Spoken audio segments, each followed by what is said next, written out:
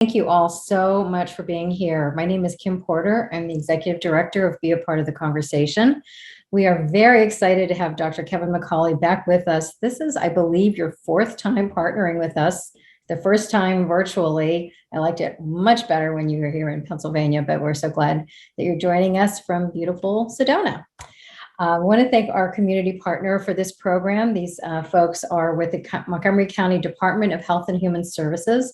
This is one of many programs that they're funding with us this year. We also work a lot with Montgomery County Office of Drug and Alcohol. So grateful to all of their support for many, many years. Just to note that this program is being recorded. We are so glad you're here with us live, though, because we want you to please submit questions as we go throughout the program in the chat or the Q&A. If there's something that Dr. Mccauley is discussing that you'd like us to ask him to clarify, I believe, Dr. Mccauley, you're still comfortable with being interrupted, correct? With Sure. questions? Fine. All righty, great. So yeah, please feel free to go ahead and ask any questions that you have. We'll have a little bit of time at the end for Q&A as well. We'll be together for an hour and a half this evening, but please go ahead and feel free to do that. Oh, and I should mention that because we're recording this, I just want to note that your names are not visible, your questions are not visible on the recording. None of that will be recorded. Those are only available to us as panelists. I'm also joined by Judy Hirsch and Bob Lamb from Be a Part of the Conversation. So the three of us will be checking out anything that comes into the chat or Q&A. And also Bob is going to be sharing some important links for you. There is a follow-up page for this program. You know, we have like 120 pages on our website. There's only one that's dedicated to one person, and that's Kevin Mccauley. That's how much we really love his work. So you can visit this follow-up page, conversation.zone/Mccauley, to find this recording, any important links that we might want to add. And also you'll see his presentation that he did a couple of years ago when he was with us in person, December of 2019. That is probably one of our, by far, our most viewed program on our YouTube channel. So we're just so grateful for his wisdom and insights. Just to mention a couple of programs coming up. You know, we've presented about, I think this might be like our 90th online program since the pandemic happened, almost 2 years ago now. But we finally are going to be back in person for this program. We're going to still be doing a lot online, but we are starting to plan a couple of things that'll be in person. This program is going to be on March 22nd. It is going to be a great night for family members who are impacted by addiction. We'll have Rick Shugart and Mike Blanche, two of our favorite local presenters who are both clinicians who work in the field of addiction, and they're going to really be giving us some helpful information for families. I want to give a plug for our annual fundraising event that's coming up on April 24th. We are a small nonprofit. We really rely on sponsorship for this event. Attendance is all up to you. It is fun. We're going to be honoring some amazing people. We're looking forward to a really great event. This will be in Malvern at the farmhouse at People's Light Theater. It should be a really fun day to be together and celebrate all the good work that we've been doing for 11 years now. We will also be together on May 21st, just a mark your calendar kind of thing, for a day of recovery in the park. This is for anyone at all who's been impacted by addiction, whether it's you yourself, a loved one, and so on. We're going to come together and have some music, meditation, yoga, fellowship, and a picnic. So I hope you'll join us for that. We have another program sponsored by Montgomery County Drug and Alcohol that I wanted to mention, specifically looking at women in alcohol. The numbers of women who are kind of transitioning into alcohol use disorder during the pandemic has really been increasing. We're very concerned about this population right now. So this is just one of many, many, many programs coming up. You can check our calendar to find out all that we have up ahead. As always, I like to remind folks that we have terrific support groups happening throughout the region. Many of them are still on Zoom, but there are 15 meetings taking place every week under the banner of Parent Partnership and Be a Part of the Conversation. This part of the Parent Partnership page has a calendar, and you can see all these buttons that are all different meetings. The green buttons mean they're on Zoom. The purple buttons are in person, and there's one hybrid meeting. So check that out if you're a family member, particularly parents who are interested in connecting with other parents like me. I'm the parent of someone in recovery, and we really need each other for lots of wisdom and lived experience that we can share with one another. So that is all that I have right now. So I'm going to stop sharing. And I am so pleased to introduce you to Dr. Kevin Mccauley. Dr. Mccauley is a senior fellow at the Meadows of Wickenburg, Arizona. Dr. Mccauley wrote and directed 2 films, Pleasure Unwoven, about the neuroscience of addiction, which won the 2010 Michael Q. Ford Award for Journalism from the National Association of Addiction Treatment Providers, and Memo to Self, about the concepts of recovery management. Kevin lives with his wife, Christine, in Sedona, Arizona. Dr. Mccauley, the floor is yours, or the window is yours. Thank you very much. It's wonderful to be back with you. I wish we were live. I'm sure we will be live again sometime soon, as long as I don't do a terrible, terrible job today.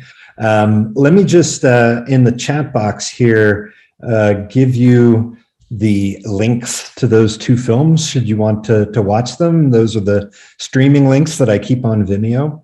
And if they are ever helpful to you, that would make me feel wonderful. One of them is a little old, but I think it's holding up pretty well. The science is pretty good. Hopefully we'll get a chance to remake some of them. If anyone has a spare $150,000 that they'd like to give me, I promise to dedicate it to you. I've also put a link a little further up the chat window there to a Dropbox, a box.com Dropbox, that has the slides that we're doing for this lecture, so you can refer back to them. And then I'll do my very best to keep an eye on the chat window. As questions come up, please feel free to ask them. I was given some questions beforehand, and I tried to build them into the slides so that we can ask questions along the way. But otherwise, I think I'll just kind of go ahead and get started. So this is always a moment of trepidation for me. I never really know if this is going to work. Let's see. Okay. Do you see what I see? I see a cactus in the sunset. I do too. You're Great. good. Okay. So we are in business. All right. So let me just put that chat window up there, and I will do my best to keep an eye on that. Otherwise, I'm just going to kind of dive in. Here's my email too. If you ever have any questions, or if you'd like any of the journal articles that I might be talking about today, I can send those to you as well. That's the website for the second film, Memo to Self. We've got some interesting things on that website too. I always like to start with this slide. This is kind of my favorite slide because it involves a lot of colors. This is sort of my way of kind of including everybody. There are lots of different pathways into the diagnosis of addiction. I might not even be accounting for all of them. And I think that there are some people who take more than one pathway in. This is a common pathway. And many of our patients at our treatment center, they're not necessarily suffering from addiction. They have major depressive disorder. They have bipolar mood disorder. But to have those comorbid diagnoses is to very much be at risk of developing addiction. And so sometimes I think just saying that helps. But this is a very common pathway into addiction. It's not everyone's story, but it's a very, very common story. And that's what we're going to be addressing today. You know, what are the mechanisms by which trauma, stress, things like that actually change the brain, and what does that have to say about what we can do to build resilience in recovery? There are even, and that's one of the questions that people ask, you know, why aren't more treatment centers addressing trauma? I think they are. I think they are slowly. We are a rather well-known trauma-informed treatment program. Most of what we do is trauma. In fact, I would say 2/3 of our business are people who have had success in recovery. They've gotten into recovery. They've put some years together, and then they hit a wall. And that wall is believed to be their unresolved trauma. And so for a lot of people, not all of them have relapsed, but they're coming back now for stage 2 of their treatment. We do address the trauma and substance use disorder at the same time when people are first coming to treatment. We have an entire week that just deals with that trauma because it's been our experience that it's very hard to deal with both without addressing both. So that's one way. I have heard people who say that, well, the trauma is just too triggering. It's best to just get a foothold in sobriety. I can see how that would be one approach. But we definitely do have an issue with people who seem to need part 2. And then when they deal with their trauma, then they are able to get to that next level of recovery. This is a common pathway. This was the pathway that I took into this problem. And opioids definitely increase a lot of the inflammatory responses that we're going to be talking about today as well. So there's a direct link between the level of inflammation that a person is undergoing or experiencing and their opioid intake. One of the reasons that buprenorphine is helpful as a component of medication for opioid use disorder is that it allows people a little buffer to their stress resilience. It gives them kind of an edge. And I think that because of that it probably has anti-inflammatory properties. Buprenorphine has also been used in the treatment of PTSD, not necessarily in combination with opioid use disorder. And again, that's just because I think it helps people have a little bit more power in dealing with the stressors that they're coping with at that time, and that may be an anti-inflammatory response. What I think is important to know is that all of these pathways, regardless of how people come to addiction, they move through a common process, and that process is inflammation. And inflammation is a general process that the body uses to fight off pathogens, to repair tissue damage, but importantly also to signal danger. And this is where it, I think, has a lot to say about what are the actual pathophysiologic processes underlying post-traumatic stress disorder and things like that. And that's why I think it helps to understand working a program and why it's effective. Could be because it's anti-inflammatory. So going to meetings and having social connectedness and living in a sober living home, all of these things may in fact work because they squeak down the level of inflammation. And it turns out that the inflammation that we typically associate with an infection or inflammation in our body can also happen in the central nervous system. Very, very same processes are at work. And so when we think about our fellow citizens who are struggling for life on ventilators in ICUs right now, they're going through that inflammatory process in a very, very short period of time, within days and weeks. Imagine taking that inflammatory process, the same inflammatory process, and stretching it out over a period of years, but within the skull. That's essentially what's happening when a person has PTSD or has an addictive disorder, substance use disorder, especially when they're on top of each other. That obviously demands that something's going to need to be done. And that's, I think, what we're talking about today. Oh, okay, great. My son has been successfully sober on Suboxone 2.5 years. I think that's great. I think, we've worked hard in the last 3.5 years to try to include medication for opioid use disorder in our program. But we do frequently have this issue, and it does especially come from parents where they say, okay, what's next? Thank you for saving his life. He's been sober. I'm not saying that that's the case here, but we've got a lot of parents who are saying he's sober, but you can't seem to get to the next level. I can't get them out of the basement. And I think that that's something that we have to keep in mind, that right now it's important that we get as many people who are appropriate for medication for opioid use disorder, that they have access to that medication, that they get that medication. But it begs the question, what's going to happen after a period of time? Are we going to see this blowback of essentially all of these angry parents, I think, who are going to say, something more needs to happen.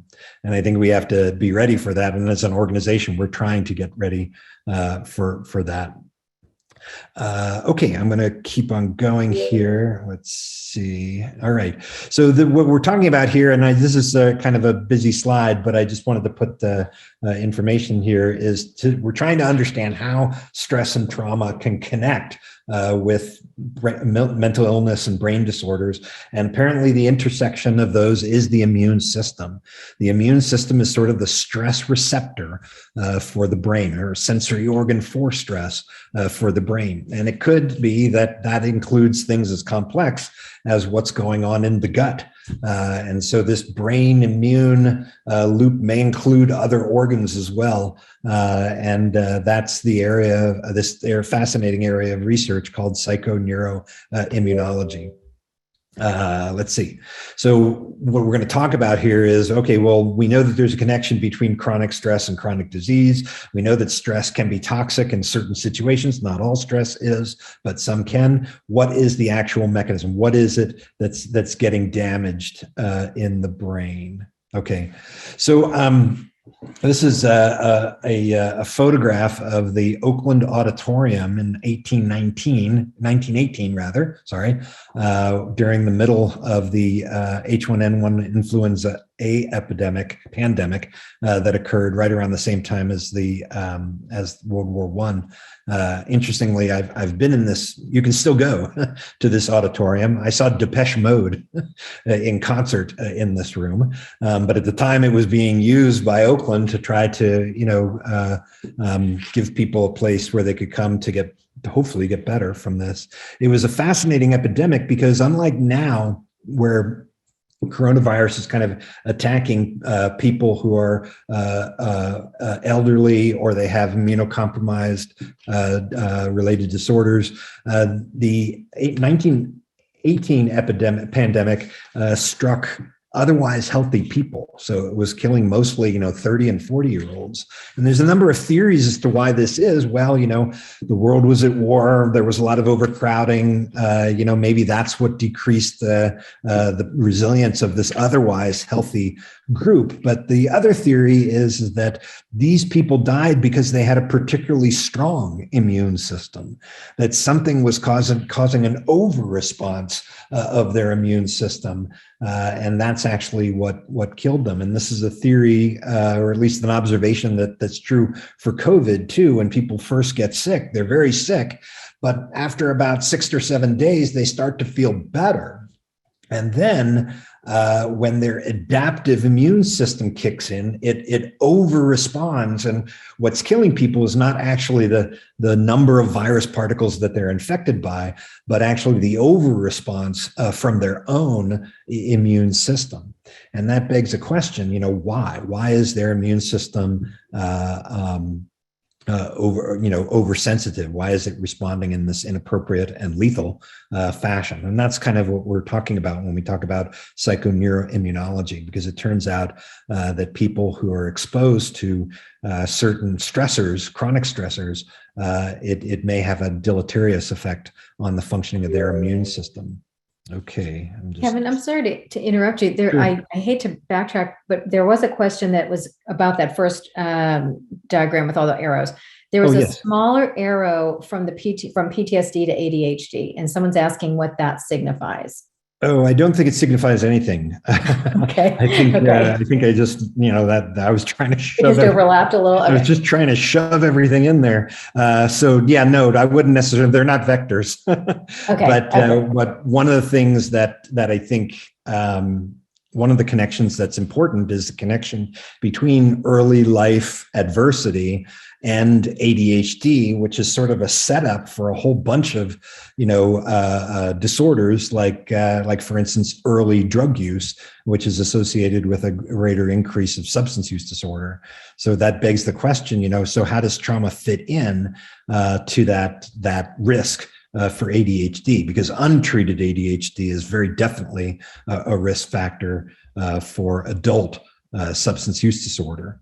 If we adequately treat ADHD, or if we address adverse childhood experiences, those adversities that occur in the first 18 months of life, we're decreasing the burden of substance use disorder down the road. And the connection is, if there's one mechanism that can bring all those those things together, it could be inflammation and its effect on the functioning of the dopamine system, which we'll talk about. So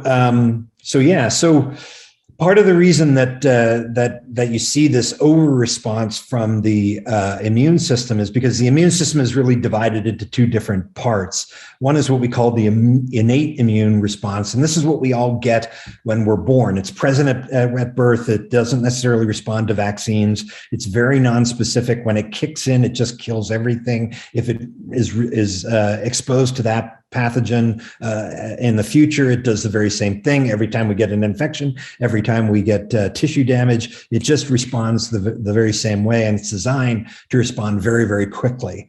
And basically the way this system works is kind of like the way law enforcement works. So you have to think of these immune cells that are sort of just sitting on our external tissues, skin, the alveoli, our mucosal membranes, and they're just kind of waiting there in case anything bad happens. Kind of like the patrol cars that we have in the Arizona State Trooper Department. They some of them are very, very stealthy, and you can barely see that they're cop cars, but there they sit.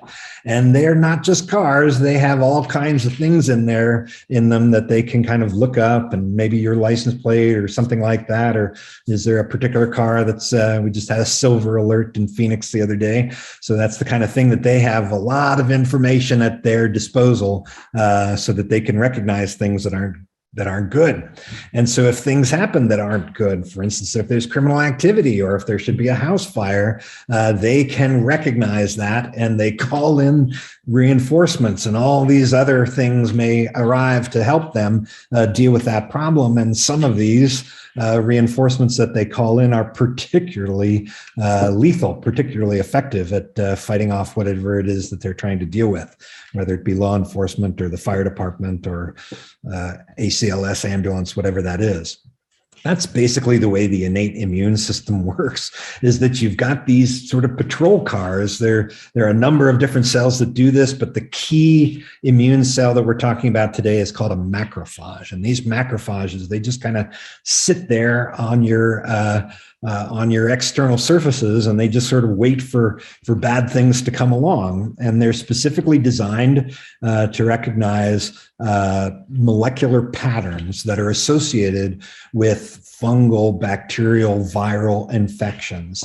And these are called PAMPs, pathogen-associated molecular patterns. There are also molecular patterns that are associated with tissue injury. So if you get a bruise or a cut or something like that, those damage-associated molecular patterns are what that officer has the information to recognize. And so if those PAMPs or those DAMPs show up and they're recognized, then they start to trigger these inflammatory mechanisms. Let's see. And so that's what they've got on their little computer screen. I don't think let's see. Oh, yeah. So for instance, if there's some kind of, the other thing that they can recognize are not just pathogens and not just tissue damage, but danger, repeated trauma, chronic stress that never really lets up. These are also associated with recognition patterns, with molecular patterns that receptors can recognize. Let's see, my little thing is failing here. And so what they do is they start to signal these macrophages. And the key way they do that is they release these chemical mediators, these inflammatory associated proteins called cytokines. And I cannot tell you how many there are. I'm just putting the slide up here because there are literally hundreds of them, but there are certain ones that are particularly famous. The interleukins, tumor necrosis factor alpha. These are chemicals that the immune system uses to kind of turn itself on. And let's see, one of the more famous ones is interleukin-6. It's one of the inflammatory, pro-inflammatory cytokines that are released by macrophages, triggers inflammation. It's what we would call an acute phase reactant. These are all chemicals that trigger fever, that trigger that immune response. They can get across the blood-brain barrier, and they do all of these things that are pro-inflammatory. There are drugs that can push back against interleukin-6. One of them is a drug, a lot of the drugs that you're seeing on television that end with MAB are antibodies that are designed to decrease inflammation. Some of these have been shown to decrease craving and actually decrease the risk of relapse. So who knows what the future holds for relapse prevention when it comes to the immune system. I don't think we're going to take, people who have 20 years sober and take their plasma and spin it down and give convalescent sera to people who are, a few days sober. I don't think it's going to get that way, but who knows what the future holds. We may actually be able to use these anti-inflammatory drugs to decrease a person's chances of relapse. Every medical student learns this poem. It's kind of a nursery rhyme for the first year of medical school. It's called Rubor, Calor, Tumor, and Dolor. And these are the Latin terms for redness, heat, swelling, and pain. And that's essentially the innate immune response. The idea is that the tissues become leaky, or excuse me, the blood vessels that supply the tissues become leaky so fluid can move into them. That's the swelling. These cytokines are released that increase pain, that change body temperature, that increase heat, and they also cause the migration of white blood cells into the area. And that is that acute immune or that innate immune response. What eventually happens is they start calling in different kinds of white blood cells, of which there are a number. And that's what triggers the second part of the immune response, which is the cellular or the adaptive immune response. And that's the immune response that's overreactive in cases of COVID, acute respiratory distress syndrome, let's say, and that's what's killing people. So something is, my slides are a little out of order here. So something is kicking in to cause this cytokine storm, and there's an over response, and that's what's causing this increased mortality. So why is it that mortality from COVID is more represented by people of color, people who are in prison, people who are living on the edges of society, people who do not have access to healthcare, people who are economically disadvantaged? It's because those things are probably associated with an over-response from the immune system because of that chronic inflammation that are associated with those aspects of life, what we now call the social determinants of health. And so that's what we're going to talk about today. I think a good part of effective recovery management, of planning out one's first year of sobriety, is really looking at those social determinants of health. Who are my friends? Can I get a job? Am I able to go back to school? What's my housing situation? These things matter to whether or not a person will be able to get sober or not, and they seem to be working through the inflammatory system. So my best technical advice to a person, the best reason I can give them for going to meetings and having a sponsor and doing those steps, is that all of those things may work because they're a little anti-inflammatory, and they squeak down the level of inflammation, not only in the person's body, but within their cranium. So that's the problem with COVID infection. The mortality is mediated by this over-response from the second part, the cellular part of the immune response, and that's what's killing people. So that's essentially the idea behind looking at health inequities, health disparities, is to really, see the fact that a person doesn't have access to safe, stable housing as diminishing their probability of being able to get into long-term recovery. So just to talk a little bit about addiction, I tried not to use the same slides that we used when I was with you 3 years ago, but I do think that it helps to just kind of, go through a few things here that set the foundation for what we're going to be discussing. I always like to start with the American Society of Addiction Medicine's definition of addiction. This is an 8-page document. I think it is the primary document for people who are in recovery or need recovery, or the families and friends who are trying to support them. It's an excellent summation of the neuroscience, and I think it speaks very eloquently to what it is that people with addiction go through, but also what they overcome. That would be the first thing I would have a person read if they wanted to know more about addiction. I can send you the link if you'd like that. I have it around here somewhere. I'll try to put it at the end of the lecture on our little chat thing. This would be the second document. Now, this is a much longer document. This is the Surgeon General's report that came out in 2016. It's a good document just for its footnotes, because it really shows you all the most important research, not only about the problem, the pathophysiology, the neuropathophysiology of addiction, but also the research that really goes into what it is that predicts recovery, what it is that people do that gets them into long-term remission. But this is a more complex document. You can imagine I don't make a lot of friends if I put some of the diagrams that are in the Surgeon General's report on the board when people are 3 days sober. So I like to summarize all of this neuroscience by basically pointing to 3 simple sentences. We talked about this the last time we met.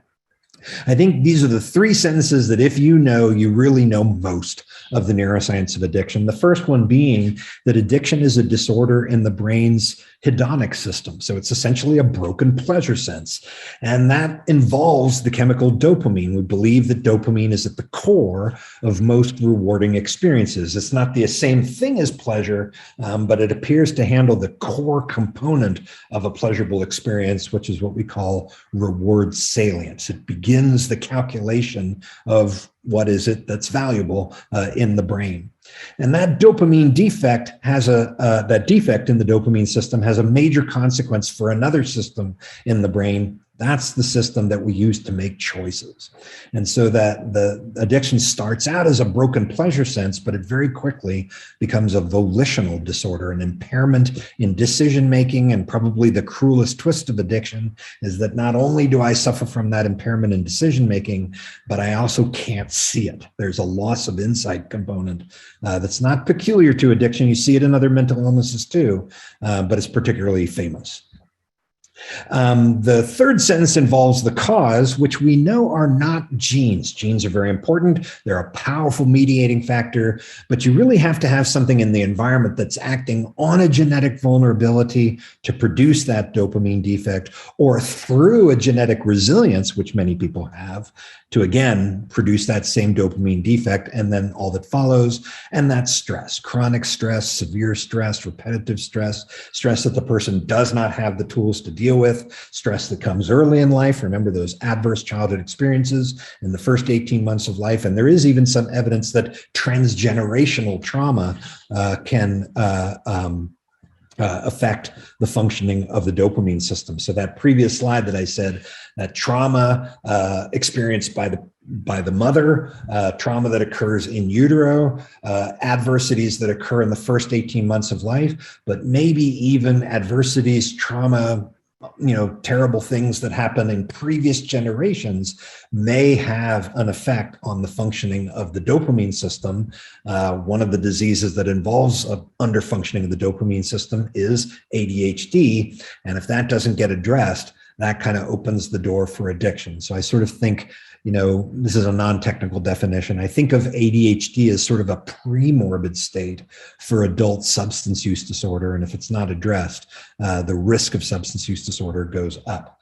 So this is what allows us to bring in our brothers and sisters with trauma-related disorders, with ADHD, helps us see the overlap of those disorders with addiction, because at some point, they're all using that same dopamine wiring in the brain. So I ask our patients, at this point, next time you have a pleasurable experience, maybe you take a delicious piece of chocolate cake and you put it into your mouth and you say, what do you say? You say, yum. What is that yum? What is the brain doing when it constructs a pleasurable experience? Well, we know that it happens very deep in the brain. And probably if you read a book on the neuroscience of addiction, you're going to come across the famous Olds and Milner studies. And what James Olds and Peter Milner were excellent surgeons, and they were actually able to get a wire into a very, very small part of an already very small rat brain. And they noticed that when they delivered an electrical signal to that area of the brain, that the animal would self-administer that electric charge. In fact, it didn't just do it occasionally, it did it to the exclusion of everything else. It didn't eat, it didn't drink, it didn't do anything. It would do it until it died.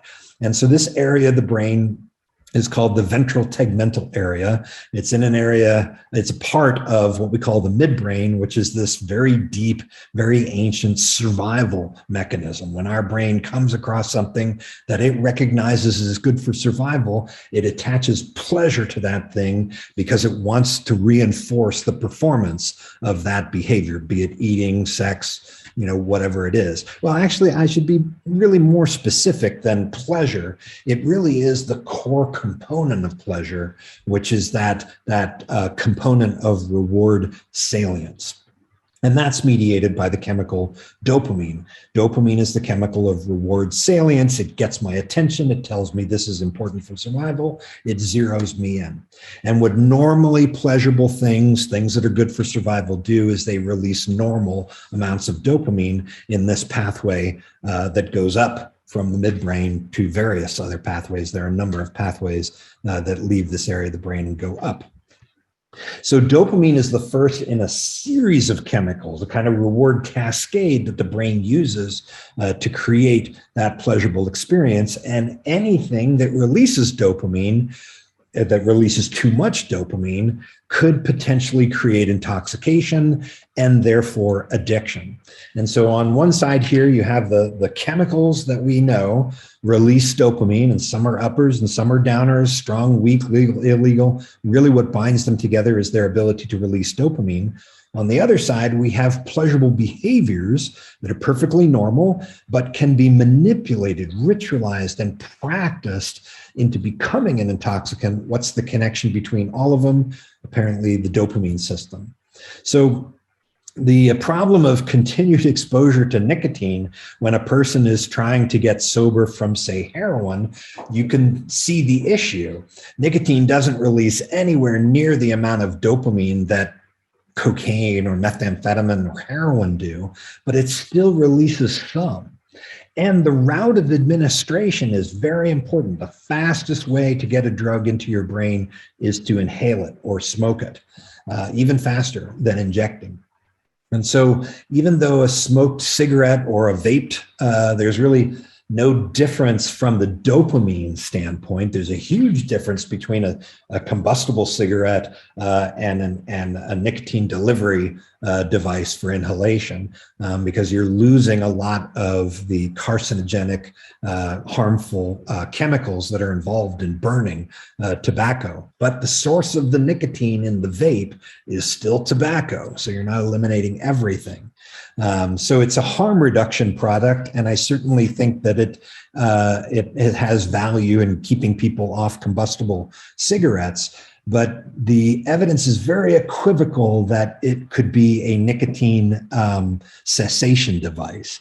The FDA has started to approve it as such. I think that was a very, very bad decision, because what we see is that people who are trying to get sober from heroin, if they continue to smoke, their chances of being able to stay sober from heroin are not eliminated, but they're just a little bit lower. Craving is still there. relapse still becomes possible because of that continued insult from the nicotine that's being inhaled. So I disagree with the idea of using vapes as nicotine cessation devices. We'll have to see how the science bears out. But essentially the problem is that continued insult to the dopamine system. It's not as bad as heroin, not as bad as cocaine, but it's still there.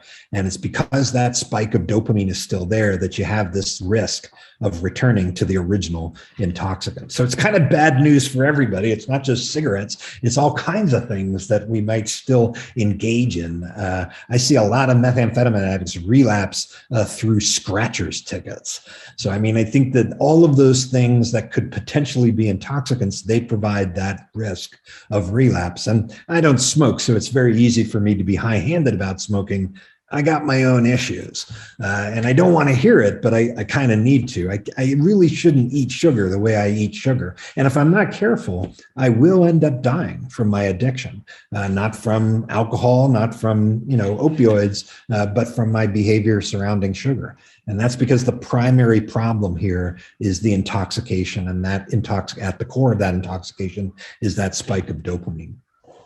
This also brings up the legalization of cannabis. I think that it's important to understand that there are two harms here. There's the harm that can occur from cannabis, and there's the harm that can occur from mass incarceration. And I think that the harm from mass incarceration, which is mostly driven by the criminalization of cannabis, is so much greater than anything that cannabis could create, that the dismantling of the drug war is a greater benefit than the legalization of cannabis could be a harm. Still, though, there are people for whom cannabis will be a real problem. And I think that we should not, ignore the fact that cannabis legalization comes with a very real, very measurable public health risk. And that risk is going to be distributed very, very unequally in our society. So, and I think I would just point back to the Substance Abuse and Mental Health Services Administration. I just kind of copied this picture that there really is harm associated with cannabis use, especially for adolescents. And it may come in the form of those dopamine spikes and the inflammation that occurs as a result of that intoxication. So right at the moment when you want the brain, when everything needs to go well in development, adding on this potential intoxicant and the inflammation that goes along with it is going to come with a public health cost. There's always a cost to be paid with intoxication, although moving from heroin to cannabis or from combustible cigarettes to vaping devices is going to come with less, not no, public health risk. So that's, I think, the thing that we know about, dopamine and the reward system is that it's those spikes of dopamine, those fast releases of dopamine that are really problematic. And if I can take those out, then my dopamine system is going to start to heal. But it's that release of dopamine that gives the drug its survival salience. And this is sort of the first thing that goes wrong in addiction, is that the drug is not just some pleasant diversion. It increasingly becomes associated with those survival mechanisms. The drug, or for instance, alcohol for the alcoholic, really is survival. It's not just alcohol anymore. And that's where we're starting to get into real problems. What's interesting about dopamine, though, is that it's not required for reward. There are studies that kind of, took on this dopamine hypothesis and showed it that it's a little bit more complex than we thought it was. For instance, these mice can be created that have no dopamine. Now, they are terribly, terribly impaired. They don't get up. They don't walk. You have to put food into their mouth. Otherwise, they will starve with a dish of food just, a couple centimeters away. But there is still some degree of drive, of motivation, of goal direction to get the food. So, a sugar solution is still sweet to these mice, even though they don't have dopamine. What that tells me is that pleasure is a very, very big thing that involves all kinds of different things. At the very least, emotions and learning and memory and all of that goes into it. But really what we're talking about when we talk about dopamine is this core goal-directedness component. And that seems to be where the problem is. This was first illustrated by Kent Berridge at the University of Michigan. He was able to create these hyper-dopaminergic mice. So not mice that had too little dopamine, but mice that had too much dopamine. And what he found is that they didn't necessarily enjoy cheese more. They were faster through a maze, though, to get it. And so dopamine, he said, was really not about liking, because liking involves all of these, downstream chemicals on that hedonic cascade. It probably involves the opioid system and the cannabinoid system. All kinds of different chemicals go into the yum of a delicious piece of chocolate cake. What dopamine is the wanting of that cake. And so it really is, in a sense, pure crystalline drive to go get it. So dopamine is more a chemical of wanting than liking. And so pleasure involves all of those other systems, but dopamine, I could deconstruct that yum all the way back to its core component, and that's dopamine.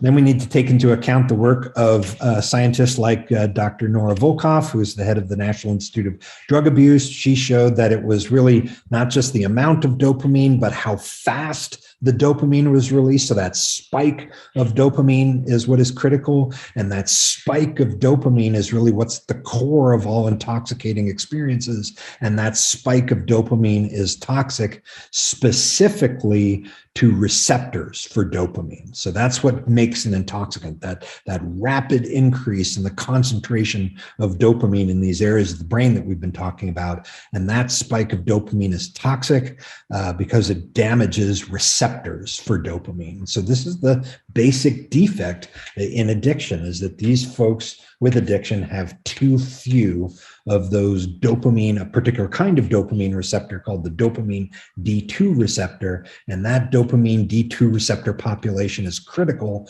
for proper signaling from these lower survival areas of the brain up to the frontal cortex, which is so critical for development. ADHD is also too few of these dopamine D2 receptors. So that spike of dopamine is damaging those receptors.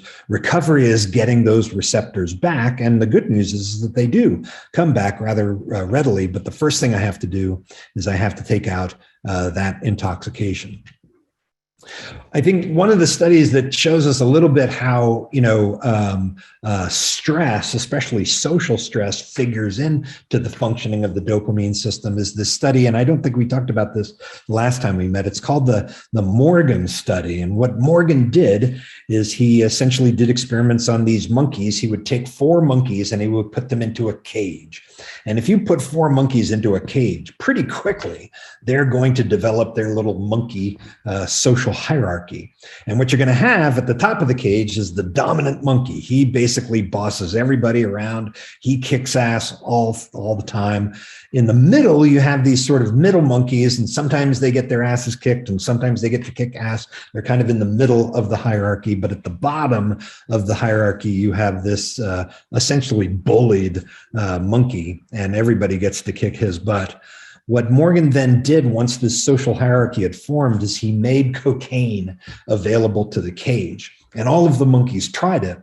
The dominant monkey tried it and didn't like it and did not become addicted. There was 0 rate of addiction among the dominant monkeys. Let me restate that. Cocaine was not a reinforcer. It had no reward value in the dominant socially housed monkeys. The middle monkeys would try the cocaine, half became addicted, half didn't. But 100% of the bullied submissive monkeys became addicted to the cocaine. When Morgan looked at their brains, what he noticed was to be a dominant, socially housed monkey was to have a lot of dopamine D2 receptors.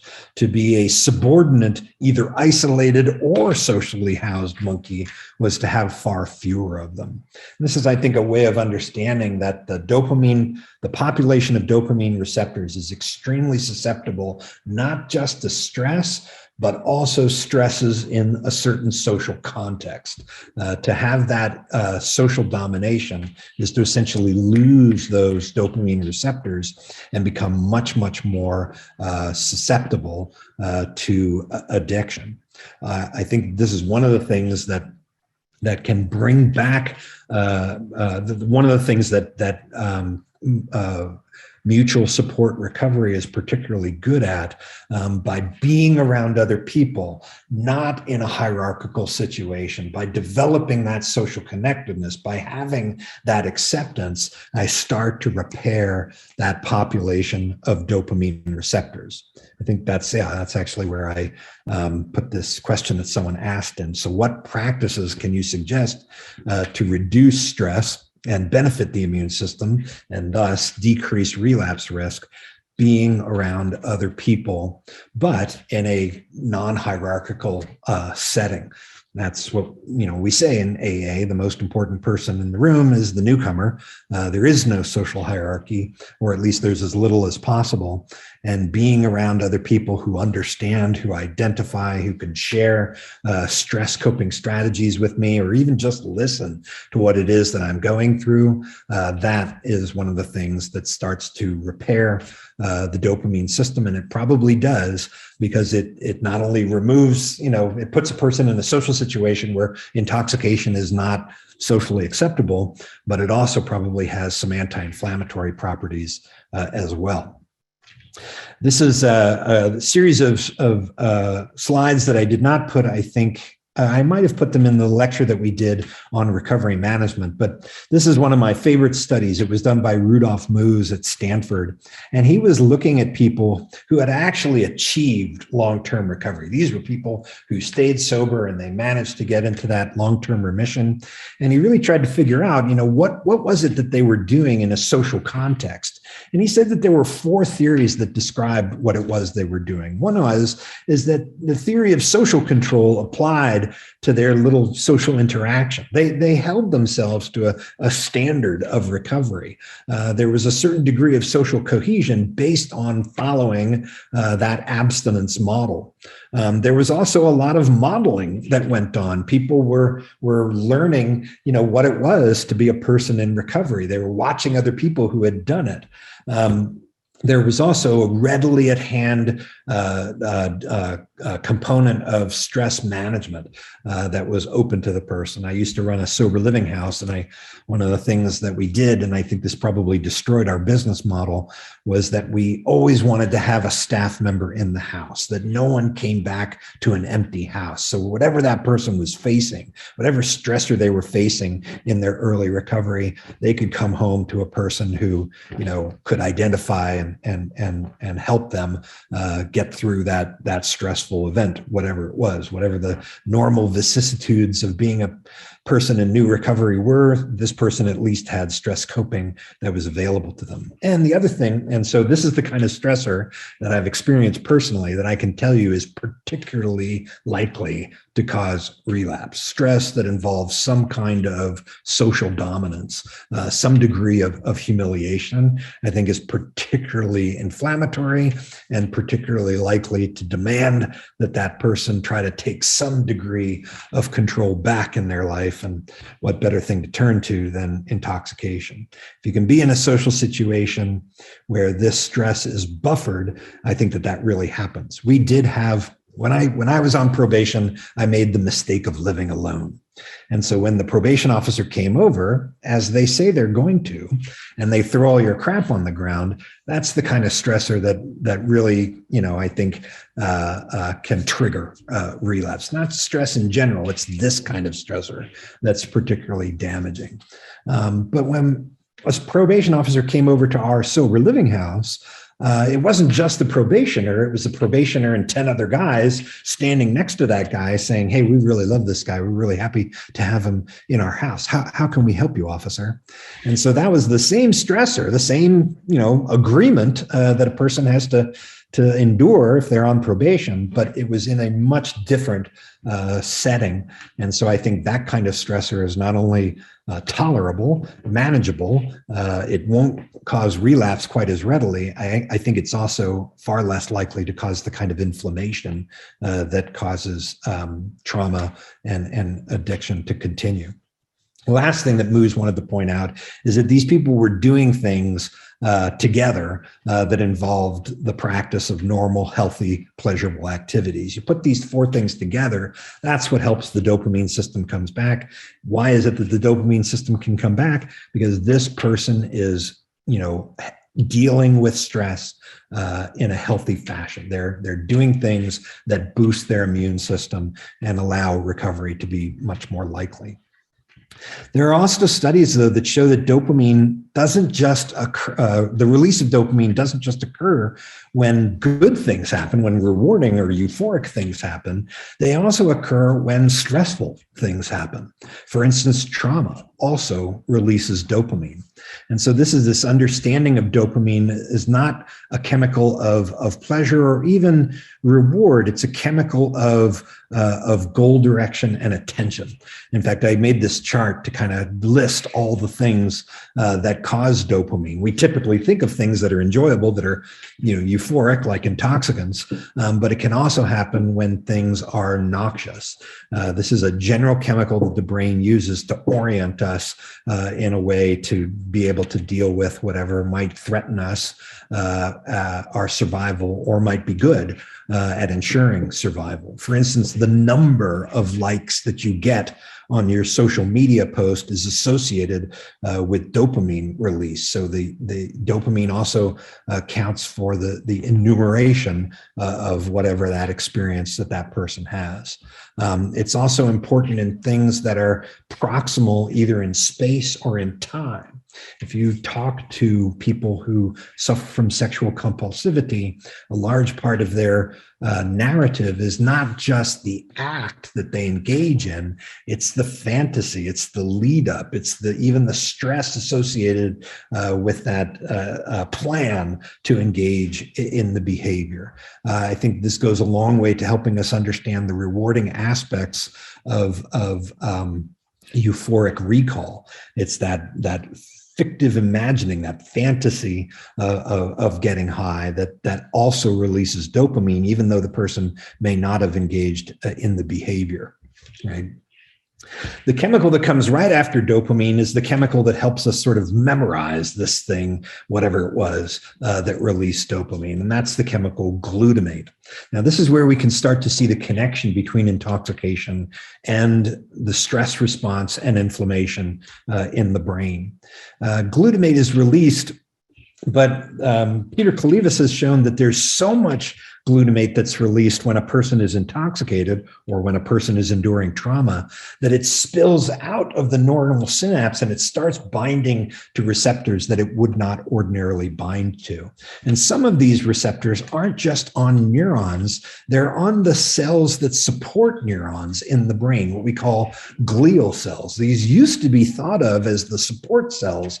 They made sure that there was enough myelin insulation on the neuron. They made sure that the neuron had enough neurotrophic factors. They cleaned up debris, but they also, it turns out, are key in maintaining those synapses. They're a big part of the quality of those synapses, where, to support synapses that are used more, synapses that aren't used, they start to get rid of those.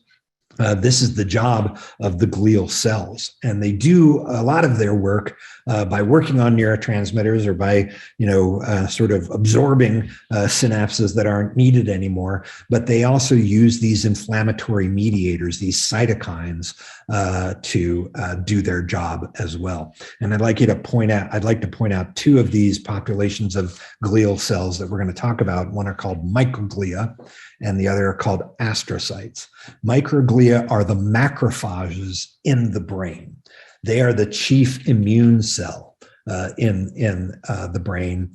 And if a pathogen comes along, or if tissue damage comes along, or if repeated danger comes along, they go into a sort of super active state, and they make sure that that pathogen or that tissue damage or that danger passes. But in disease states, they don't shut off. And they kind of create this low-grade inflammation inside the brain, and that's associated with a number of brain disease states. So that massive release of glutamate is associated not just with normal learning, but with a pathologically strong learning of the drug. And so you have now two things happening. You have this pathologic salience on the level of survival that the drug has, but you also have this hypermemorization of the drug, and not just the drug, but everything that went along with it at the time that the person used it. These are two things that are now driving this person's drug use. The third system that we can take into account is where this all impacts the stress system. Now, this was the work of George Koob. I think I used these slides the last time we met, so I'll go through them very quickly. He's responsible for this diagram that I showed you earlier, and this is kind of the model. It's Koob's and Volkoff's and Barrage's and Kalivas's work that was sort of absorbed and used to explain addiction in the Surgeon General's report. And what Koob says is that in the early stages, everything is good. The person is using drugs because it feels good, and most people stay right here. They're using the intoxicant for good things. It's all about positive reinforcement. But it turns out that dopamine doesn't just get released, it has to answer to another chemical, to another system in the brain. And that's the stress system. So when we get high, we don't just get high, we also start to trigger the stress system. So normally, if you give a laboratory rat an intoxicant, whether it's cocaine or heroin, or even if it's sugar water or food, they will tend to use more and more over time. And what that implies is that there's something pushing back against that reward component. And that, the thing pushing back against that A process is a B process, and the B process is the stress system. And the stress system is triggered by this particular stress hormone called CRF, or CRH stands for corticotropin releasing factor, or corticotropin releasing hormone, and they kind of work in opposition. So that midbrain dopamine, that reward chemical, is opposed by the stress system, and they kind of keep each other in check. They kind of keep each other in balance, sort of around a pleasure set point or homeostatic set point. And so if I get drunk, if I over-release dopamine, that's going to cause an equally great response in the other direction from my stress system. And this is how reward and stress kind of interact. And you know what? If it's just one drinking binge, everything goes back into balance pretty quickly. But if I'm drinking every day, or if I'm repeatedly stressed or repeatedly exposed to trauma, then the system can't maintain homeostasis, and the stress system is on all the time. And that pushes a person from the first stage of drug use, which is all good, to the next stage, which is where the person is drinking or using drugs merely to try to maintain some pushback against all of those dysphoric, stressful chemicals. And now we've moved from positive reinforcement to negative reinforcement. The person is drinking or becoming intoxicated merely to try to not experience the misery of suddenly stopping.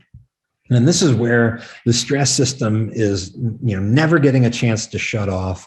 The normal negative feedback loop that would ordinarily shut the stress system off, when it's overcome the stressor, it weakens. And this prolonged elevation, prolonged release of these stress chemicals starts to damage other organs in the body.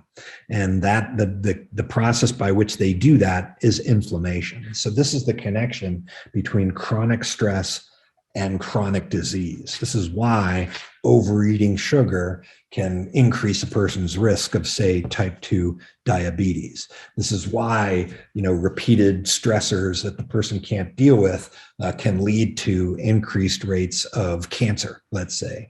You might have heard of the famous Whitehall studies that were conducted by Marmot in England. He was essentially looking at middle-level civil service workers, and he found that they, who did not really have much of a say in what they were doing, had much, much greater rates of heart disease and cancer, because this chronic level of stress where they didn't really have any input into it was equivalent to being a chronic smoker or being a person with alcohol use disorder.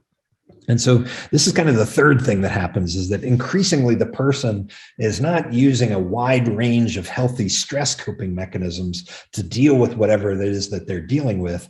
They're increasingly relying on the intoxicant to push back against that depression, to push back against that trauma. And when you put these three things together, I think these mechanisms together go a long way to explaining a word that we throw around in AA and don't always explain. And that word is powerlessness. This is the key foundational concept of 12-step recovery, is that, no matter how much I try, no matter how much I go back and practice, no matter how much I get the environment right, alcohol just doesn't work for me. It may work for other people, but because of these changes deep in my brain, moderation is no longer a possibility. And I think that it's very important for our patients to leave our program with an understanding of this word. I need them to be able to use it in a sentence. I need them to be able to see how it does or doesn't apply to them personally. And powerlessness is not admission of weakness where I can't do anything and I'm just going to have to, live a very simple, stress-free life. No, this is a matter of self-awareness and honesty with oneself, that I can't do this. Something has changed to the point that, going back and becoming a normal drinker again is simply an impossibility. And that's why if you look at most of the chips you'll take, you're going to read those words, "To thine own self be true," which is, when I really think about this, when I really think about my relationship with alcohol, it's just has to end. All right, so I think that brings us back to this slide. So what's happening is this drug use continues, and as these changes occur, what's the mechanism that's actually making them happen is this process of inflammation. So if we go back and we look at those glial cells, there are those two populations that we should pay attention to. One are the astrocytes, and the other are the microglia. And I just kind of put this slide up here. So like I said, it used to be believed that glial cells did nothing but support the neurons, that they were there to help the neurons, to make sure that they had enough food, that the debris was cleaned up, to give them their little, insulin sheath. But it turns out that glial cells are actually much bigger actors than we thought. And they are really determining how well the neurons will actually work.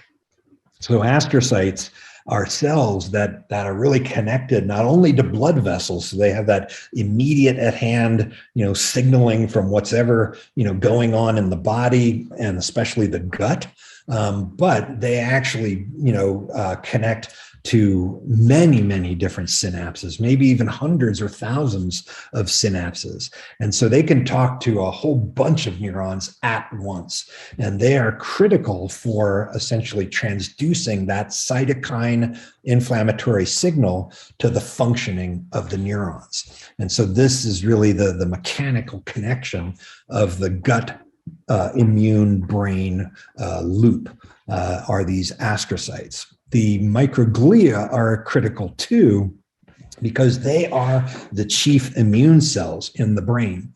And they're adorable little cells. They're just beautifully codependent little cells. They essentially take care of the neurons, and they have their little territory. There's one microglial cell for every cubic micrometer in the brain, and that's his or her or their territory. And again, they make sure that the neurons have enough growth factors. They clean up debris. They help the oligodendrocytes make those myelin sheaths, insulating sheaths. They clean up synapses that aren't being used anymore. And that's their job, and they pretty much do that their whole life. They're the cops, right? They're the cops that are kind of looking for trouble. And if they don't ever experience any trouble, they just kind of do those caretaking functions. But if they are exposed to those pathogen-associated, danger-associated, damage-associated molecular patterns, they go into a kind of super active state. It's called a ramified state, and they become much, much more effective at fighting off that pathogen or repairing that tissue damage or getting everybody, ready for whatever danger is supposedly coming. They respond to stress, they respond to trauma in that fashion. And then once the danger or the pathogen is dead, the danger is past, the pathogen is dead, the tissue is repaired. The deal is they're supposed to kill themselves, right? It's called apoptosis. They're supposed to just die. But in disease states, they don't die. And they continue to have that inflammatory effect and create that low-grade inflammation in the brain. And that low-grade inflammation is associated with presenile dementia, Alzheimer's disease, Huntington's disease, depression, PTSD, and chronic intoxication or substance use disorder. And this is the actual mechanism by which that trauma, that PTSD, that chronic stress, that repeated intoxication, or that major depressive disorder is causing disease states in the brain. And so, the best way I think to deal with this until we have those anti-interleukin 6 drugs or those special antibodies that might be able to simmer all this down is to look at the environment in which the brain lives. Not just what the brain is doing, but the brain is part of the body and the body is part of an environment. And this is where the social determinants of health and the things that may or may not be present can be linked to inflammation level, can be linked to the immune response, can be linked to mental illness, right? So the social determinants of health are those conditions in the environment in which people are born, they live, they learn, they work, they play, they worship, and they age that affect a wide range of health functioning and quality of life outcomes and risks. Health disparities would be the differences in these systemic, avoidable health differences that adversely affect certain groups of people that account for their differences in health. Like, for instance, their lifespan and how lifespan can vary from zip code to zip code. If they persist, they can damage health equity. In other words, they create these health inequities. And so I made this chart here. I won't necessarily go through it, but I think these are good examples of the social determinants of health, the health disparities that can occur in our particular society and that can lead to health inequities. So why is it that the rate of cancer screening is so low in Latinx communities in the United States? Why is it that the rate of death from breast cancer, or the delay of treatment of breast cancer, is so different than it is in Black people, than it is Black women, than it is in white women? This is essentially where we really, I think, have to be called to account for some of the things that make these differences. You've probably heard of the famous Case and Deaton study that looked at the deaths of despair and how they were disproportionately affecting people who lived in communities of economic inequity or lack of opportunity, that the opioid overdose epidemic seemed to be occurring more in those communities. A lot of these communities were white. And so the idea that there was a decrease in life expectancy in white middle-class communities, and those communities were particularly hit hard by liver and lung-related illness, suicide, and death from substance use disorder, be it alcohol use disorder or opioid use disorder, there has been just in the last few months some more in-depth and disaggregation of that data, and has shown that it really has not necessarily hit white people or white populations harder. There's just as much disability and death and decreased lifespan going on as it always has been in other communities. So these deaths of despair actually have no racial or socioeconomic tracking. They're experienced as they always have along that social gradient. So, I think when we talk about, how can we decrease inflammation? How can we, push back against these processes? How can we increase the possibility of recovery? We really do have to look at making sure that the opportunity for safe, stable housing, the opportunity to get, adequate health care, the opportunity to say, go back to college, these things have to be addressed because that's the only way that we have as we have right now to address this inflammation. You can see the concern that if we, break down the pathophysiology of inflammation and come up with some medication that can decrease it, then we don't have to look at housing inequity, that we don't have to look at health disparities. I think that that's a legitimate concern. It would be nice to have those drugs, but even if we had them, they would probably still follow the social gradient. And so this is one of the things that concerns me about the use of psychedelics to treat mental illness, is that is going to be distributed extremely inequitably in our society. And that really is the key problem. It's better to look at these things and hope that those other, pieces of technology come and that can be distributed fairly. So the last few slides here are just kind of cool studies that show that there is a connection between your degree of social connectedness and the quality of your social support and the functioning of your immune system. This was just one study. I would like to point out, this is a study that's come out since the last time we met.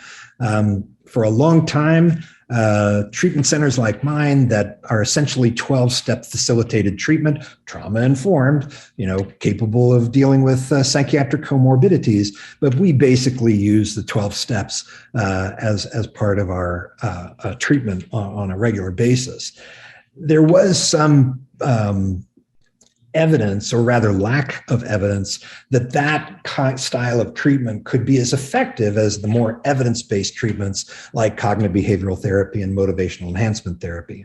In 2008, there was a meta-analysis done that was published by the Cochrane Library that showed that there really just wasn't enough evidence yet to be able to recommend 12-step facilitated treatment or recommend attendance at AA meetings with the same degree of confidence that you could recommend cognitive behavioral therapy or motivational enhancement therapy. That has now changed with the publication of this meta-analysis that came out in 2020. So even though the pandemic was terrible for people in recovery, there was some good news, and that is the publication of this study. And if you look at the authors, these are some of the biggest names in addiction and recovery research. And so what this particular meta-analysis showed was that recommending AA or providing 12-step facilitated treatment was better than cognitive behavioral therapy and motivational enhancement therapy at facilitating continuous abstinence and remission of alcohol use disorder. Not that it's a competition. I mean, let's use all of these things together, but we no longer have to be shy about recommending 12-step facilitated treatment or performing 12-step treatment or recommending attendance at AA. There's just as much evidence-based now for that as there has been for these other very important evidence-based treatments. And I think it has to do with the fact that, working a program is anti-inflammatory. There are just things about, life as a person in 12-step recovery that are particularly powerful. The fact that you're not alone, that other people experience the same things that you have, that you're not uniquely bad. The enculturation that goes on when a person is embraced by a 12-step group. These are important things. And they're not necessarily limited to 12-step mutual support groups. All mutual support groups have these same powerful resilience features. And it could be that we're able to link the degree of inflammation inside one's head to one's meeting attendance, or the fact that one has a really good sponsor and calls them on a regular basis. We're not there yet, but it's certainly conceivable because of this area called psychoneuroimmunology. I also think, it's not just the stress that we're under, it's the fact that we can make sense of it. This is one of the most powerful aspects of 12-step facilitated recovery. This is the slide that we talked about last time. These are all the things that when someone said, what are the best ways to kind of decrease stress and boost the immune system? This is it. These are the things that are known to really facilitate the transition into long-term recovery. And I think they absolutely are connected to the immune system and the degree of inflammation that one is experiencing. The other tool that we have to decrease inflammation and to give people a little bit more stress coping is buprenorphine. This is my favorite buprenorphine study. This is the Bershad study that showed that people who are on buprenorphine have a little bit more of an adaptive stress response. Their stress resiliency goes up at a particularly critical time, early sobriety. And while buprenorphine, medication for opioid use disorder, whatever you want to call it, does not lower social phobia or anxiety per se, it does reduce the anticipatory evaluation of how stressful a social challenge will be. And probably the key social challenge when you're in early sobriety is asking someone to be your sponsor. These people are more likely to engage that social challenge. And then once having done it, and it's almost always going to be successful, their degree of satisfaction in having met that social challenge is greater. And my read from an AA perspective is that buprenorphine is not only not antithetical to 12-step recovery, it's that buprenorphine can actually enhance 12-step recovery because it may be able to improve that person's willingness. The other thing that I'll just point out here is that buprenorphine has shown some efficacy in treating PTSD and chronic pain and a number of other things. And so it wouldn't surprise me if the list of FDA recommendations for buprenorphine starts to expand. We'll have to see how that works out. I have mixed feelings about that, but I think that there are just some properties of the buprenorphine molecule that are different, say, from other opioid molecules that may give it some benefit, and it would not surprise me if that benefit is realized through the immune system. Okay, I think that that's the final slide. I kind of hit you fast and hard there. I don't know if anybody has any questions. I sure can listen to myself talk, can I? Can I comment on the use of buprenorphine? Yeah, for alcoholism as opposed to opioids. That's a very, very interesting question. So you know that naltrexone works through the opioid system. So to the extent that extended release naltrexone, it doesn't seem to work as well on the daily pills for naltrexone. It's got to be that extended release formulation. To the extent that it's able to decrease craving for alcohol and opioids, to the extent that it can block some degree of the intoxication, should the person use alcohol or opioids, it's working through the opioid system.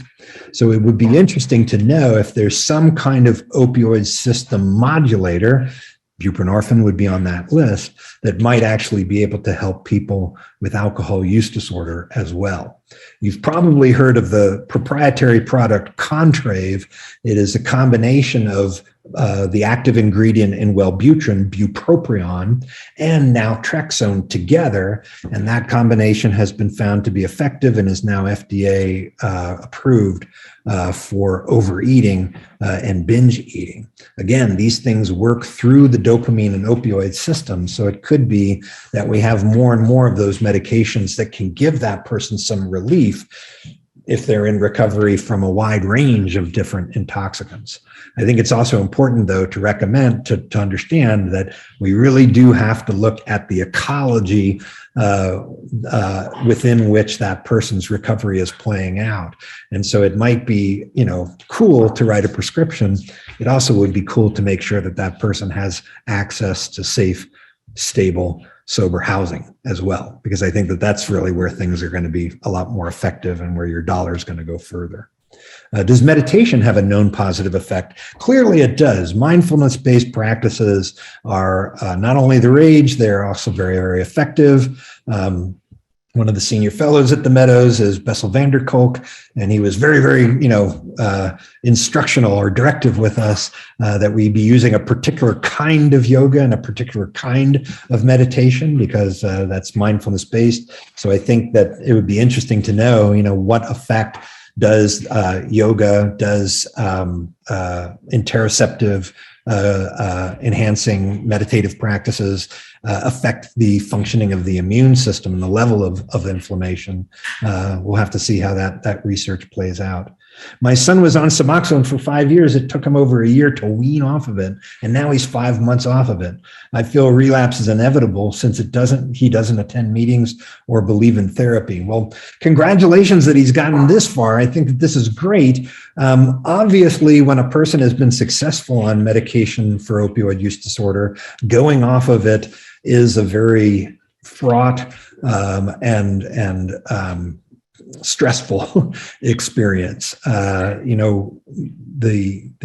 a person is on these medications, the key metric that jumps out is the fact that their mortality risk goes down. And so there's got to be a very, very good reason for that person to come off. But I think for all people, the day comes when they'd really like to try recovery without being on that medication. What I would make sure is that if he's not going to meetings, that he certainly continues to have access to the healthcare that could restart buprenorphine should anything happen in terms of relapse. But let's keep our fingers crossed. I think it's possible that he got a lot of benefit over those 5 years, a lot of brain healing, and hopefully now that will power him into long-term remission, even though I would still, recommend meetings, obviously. I wish you and him luck as you go forward. All right. Well, what do you think? I see one about what you think about Adderall when treating ADHD. Yeah. So that you should really address to a board-certified addiction psychiatrist. I know members of AAAP who use psychostimulants to decrease impulsivity in patients who are newly sober. And I think they have the expertise and they're being careful enough to do it in a safe fashion. The general prescription of psychostimulants to manage ADHD in early recovery is I think too risky for most people to take on. If you have that access to that degree of expertise, okay, I think that it's possible.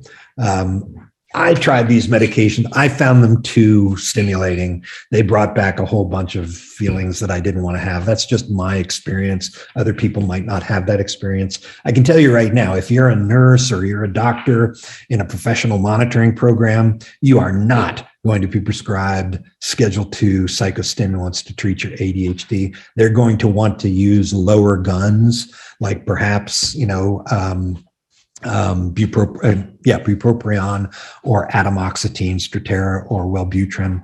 I also think that being in sobriety and having a good, strong group of sober people around you is very effective at managing ADHD. So we don't necessarily have to treat this problem with medications, certainly not the big guns. There are other things that people can do that are non-pharmacologic that can still be effective against ADHD. So at least in a professional monitoring program, they're going to demand that the person be doing those other things before they ever turn to something like Concerta or Vyvanse. Adderall, I think, would be completely out simply because it's just too likely to produce euphoria in a person who's newly sober. And I believe neurofeedback is another one that's pretty highly recommended. Not accessible to everyone, unfortunately, but it is apparently very effective. There's a question about if there's a social determinant of health that has the most correlation to eventual substance use. I know you talked about in other words, the one that's not being addressed.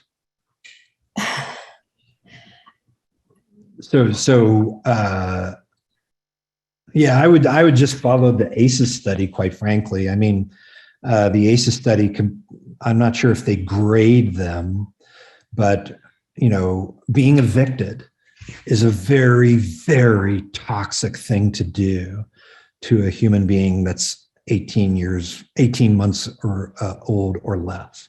I really think that we should be a nation that doesn't do that. I'm sure there's a way to make, landlords whole. But it's really, when I read this stuff, it all comes back, for me, it comes back to housing. If I could just get everybody safe, stable housing, then everything else works a little bit better. I'm not saying that one's, access to good nutrition or, being in a safe neighborhood, those things aren't important. Not having violence in the home, not having drug use in the home. These are critical early life adversities to try to remove from the situation. But to me, if you're going to spend $1 and you want that dollar to go furthest, I would spend it on housing.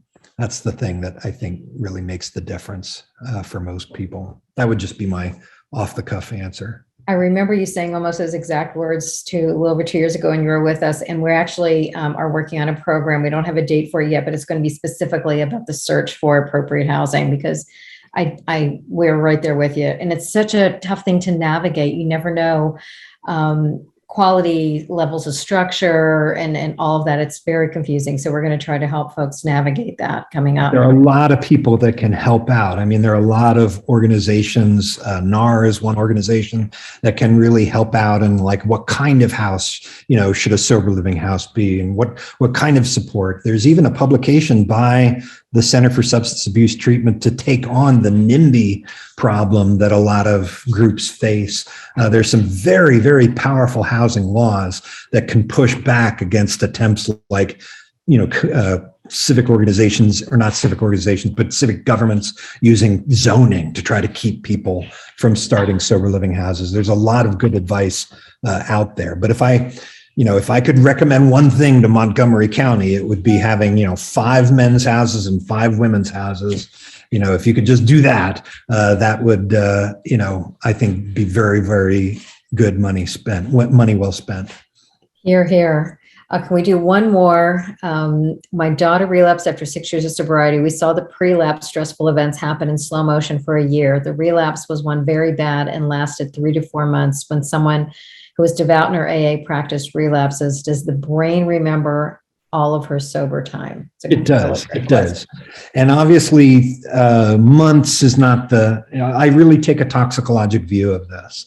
So if a person, the dose makes the poison. And so if that relapse is brief and they're back on the horse, then I think no ground is necessarily lost. But even for 3 months, even for 6 months, that person has a memory of what abstinence-based sobriety is like. And I'll bet you, with the right kind of help, that they'll be willing to try it again. So, if it's opioids, I'd get that person back on buprenorphine as fast as you can. If it's alcohol, obviously getting back to meetings. The other things that we've discussed, I think they make that transition back into stable recovery more likely. There's good evidence to show that if a person can really, relapse is always a risk, but the relapse that occurs at 5 years is very different from the kind of relapse that occurs at 5 months. And so, I'm going to quote Bill White here. If you can get 8 to 9 years out, that's really where the risk of relapse starts to go down. It doesn't go down to 0, unfortunately, but it goes down to less than 15%.